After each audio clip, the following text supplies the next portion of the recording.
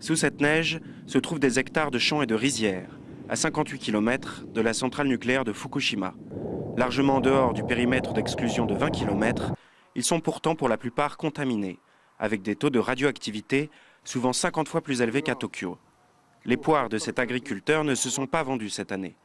Il n'a jamais reçu d'indemnité financière de la part de TEPCO, l'opérateur du site atomique. Individuellement, c'est très dur pour un paysan comme moi d'attaquer une grosse entreprise comme TEPCO. C'est pour ça que nous devons unir nos forces à 10, 20 ou 30 pour réclamer ce qui nous est dû.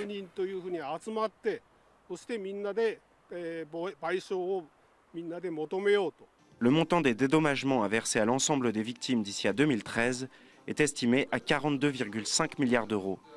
L'État japonais a avancé une partie de la somme à TEPCO. Le processus est lancé, mais les démarches sont fastidieuses. Nous sommes des victimes, et les agriculteurs aussi. Nous devrions recevoir des dédommagements sans avoir rien à réclamer. Mais dans les faits, c'est loin d'être le cas. Il faut que nous menions des actions de notre propre initiative si on veut obtenir quelque chose. Des avocats viennent d'autres préfectures pour conseiller les agriculteurs sur les procédures à suivre. Leur idée, mobiliser pour faire pression sur TEPCO sans avoir à passer par la case tribunal, car les procès risqueraient de s'éterniser pendant des années.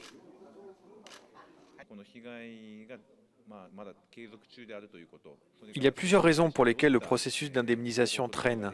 La première, c'est que la contamination se poursuit et que les dégâts sont difficiles à évaluer pour le moment. Mais c'est aussi l'attitude de TEPCO qui pose problème. Ils font tout pour indemniser le moins de personnes possible et réduire le montant des compensations. Découragés par la paperasserie, de nombreux fermiers ont abandonné toute démarche. D'autres sont partis. Mais Rikio Okawara, qui vit avec sa mère de 89 ans, n'a pas d'autre choix que de continuer à s'occuper de son verger.